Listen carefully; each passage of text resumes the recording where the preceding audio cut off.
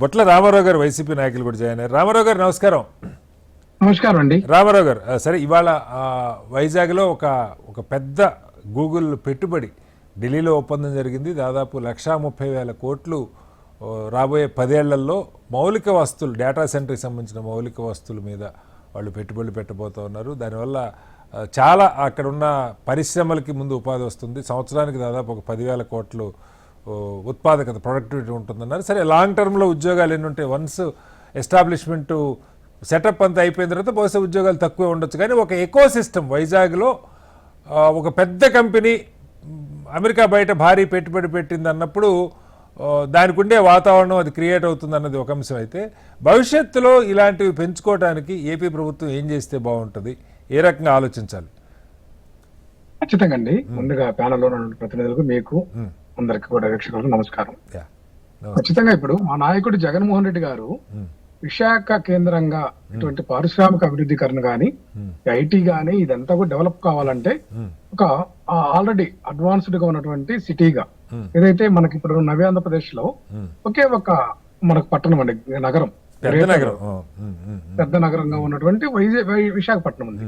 ఈ రోజు మనకి ఏంటంటే ఈ మనము విడిపోయిన తర్వాత హైదరాబాద్ ఒక వైపున కనిపిస్తా ఉంది, మరొకటి మన పక్కనే కర్ణాటక కనిపిస్తా ఉంది, మనకి బెంగళూరు.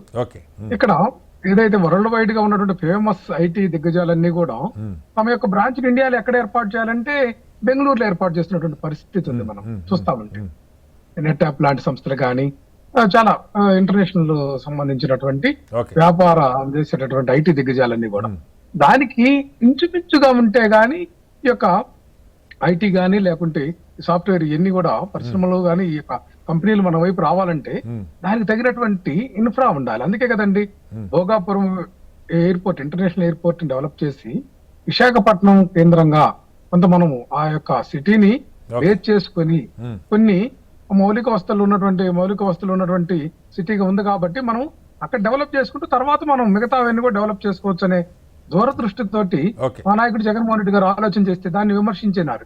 ఈ రోజు అదే బాటన ఈ రోజు ఈ యొక్క కూటమి సర్కారు రాష్ట్రంలో ప్రయాణం చేస్తున్నది మనకి అవగతం అవుతుంది కదండి. ఇక్కడ అమరావతి మీద కూడా ఫోకస్ పెడుతున్నారండి. అమరావతి మీద నిన్నే సిఆర్డీఏ ఆఫీస్ ఓపెన్ చేశారు, క్వాంటమ్ వ్యాలీ అమరావతి అని చెప్తున్నారు. సరే, ఆ ప్రయారిటీస్, మీ ప్రయారిటీస్ వాళ్ళ ప్రయారిటీస్ పక్కకు పెడదాం.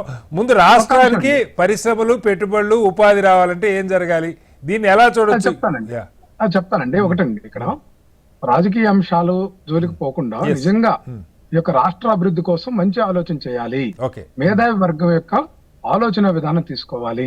అట్లా కాకుండా ఇప్పుడు జగన్మోహన్ రెడ్డి గారు కొబ్బరికాయ కొట్టారు కాబట్టి మేము ఆపుతామనేటువంటి అంశం కానీ, లేకుంటే చంద్రబాబు నాయుడు గారు కొబ్బరికాయ కొడితే ప్రారంభం చేస్తే దాన్ని ముందుకు పోకూడదు అనేటువంటి ఆలోచన విధానాలు అవన్నీ కూడా మనము డీవియేషన్ పక్కదారి పట్టించేసి ముందుకు పోవాల్సినటువంటి ఆవశ్యకత ఉంది. ఇంకోటి ఏంటంటే ఈ చంద్రబాబు నాయుడు గారు ఈ రోజు ఏం మాట్లాడుతున్నారంటే ఏదైతే హైదరాబాద్ లాగా సికింద్రాబాద్ ని ఆ స్థాయిలో, మన హైదరాబాద్ లాగా అమరావతిని కూడా ఆ స్థాయిలో మేము డెవలప్ చేస్తాను అంటున్నాడు. ఇది ఎట్లా సాధ్యం? హైదరాబాద్ డెవలప్ అవడానికి ఎంత కాలం పట్టింది?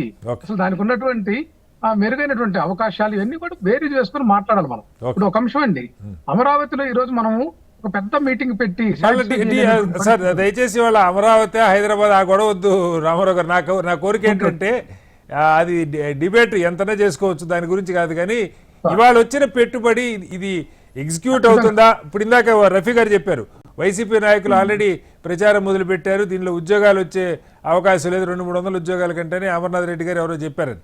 సో అంటే ఆ విమర్శల కంటే దీన్ని ఒక పాజిటివ్ గా ఎందుకు చూడకూడదు అన్నది ప్రశ్న రామారావు. ఖచ్చితంగా అండి, రాష్ట్రానికి ఉపయోగపడేటటువంటి ఏ అంశాన్నైనా సరే ఆహ్వానిద్దాం. అయితే అందుట్లో మనకి ఎంత వాస్తవం ఉందనేది కూడా బేరీజ్ వేసుకోవాల్సినటువంటి ఆవశ్యకత కూడా ఉంది. ఎందుకంటే గతంలో చాలా పరిశ్రమలు వస్తున్నాయి అని చెప్పేసి ఏదైతే రకరకాల ప్రతి జిల్లాలో కూడా ఏది 2014-19 మధ్య కూడా రకరకాల సెజ్లని, నిమ్స్ అని రకరకాలవి చెప్పేశారు. అవన్నీ కూడా ఈ రోజు మళ్ళీ పట్టించుకోవట్లేదు. ఏమన్నానంటే నేను తాత్కాలికంగా కాకుండా ఏదైతే ఆంధ్రప్రదేశ్ భవిష్యత్తు దృష్ట్యా రాజకీయాలకు అతీతంగా ఇక్కడ వ్యవహారం నడపాల్సినటువంటి ఆవశ్యకత ఉందనేదే మా యొక్క స్టాండ్ అండి.